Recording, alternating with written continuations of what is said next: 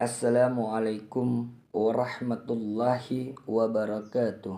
Semoga Allah senantiasa meridhoi setiap langkah-langkah yang kita tempuhi di dunia ini. Amin. Amin Rabbil Alamin. Beratnya sakaratul maut yang mengingatkan kita semuanya akan berpisahnya ruh dan jasad. Semoga kita semua mendapatkan kematian husnul khotimah dan dirahmati Allah Subhanahu wa taala. Kematian adalah peristiwanya perpisahnya ruh dengan jasad, dan itu tidak terjadi kecuali disertakan mabuk dan rasa nyeri yang amat sangat. Bahkan ia menjadi rasa yang nyeri paling nyeri yang menimpa seorang hambanya di dunia ini. Mabuk dan rasa nyeri itu kemudian disebut dengan sakaratul maut.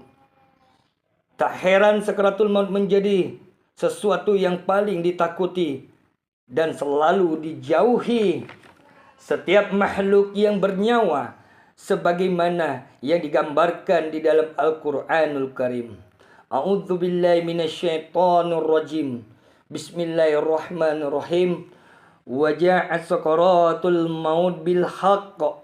Dzalika ma kunta minhu tahid. Yang artinya, dan datanglah sakaratul maut itu dengan sebenar-benarnya. Itulah yang kamu selalu lari darinya. Surah Al-Qaf ayat 19.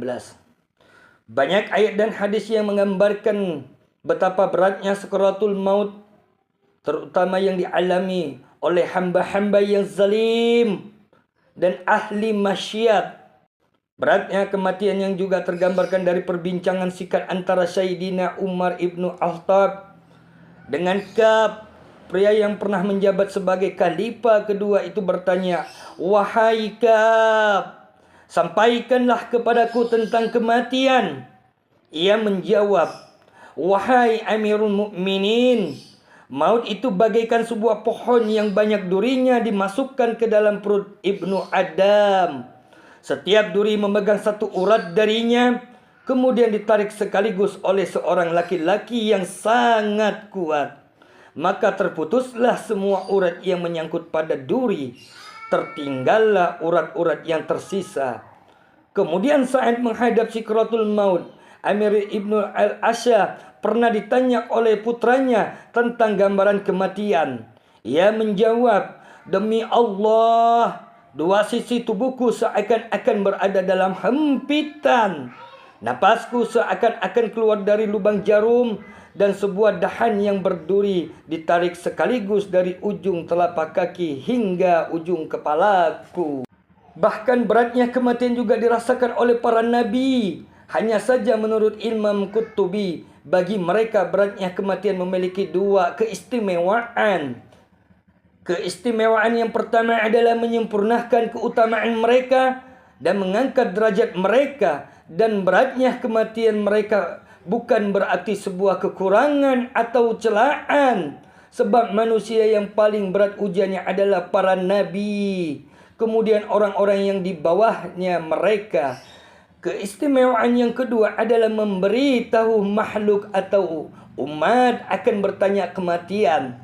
Mereka mungkin menggambar atau mengira bahwa kematian itu ringan. Namun, jika berat kematian disampaikan oleh para nabi, mereka sendiri merasakannya. Padahal mereka adalah orang-orang mulia yang di sisi Allah. Barulah umat akan memahami hanyalah saja kematian para nabi dan umatnya. Ada perbedaan, kematian para nabi tidak terjadi sebelum diberikan tawaran atau dua pilihan. Ada sebuah kabar gembira bagi orang-orang mukmin, sebab kematian mereka disaksikan dan disambut para malaikat yang bersiap akan membawa ruhnya di dalam secari kain sutra dari surga yang berisi minyak mising paling wangi. Selain itu, sakaratul maut pun terasa seperti ditarik sehelai rambut dari adonan tepung atau seperti air yang mengalir dari lubang botol.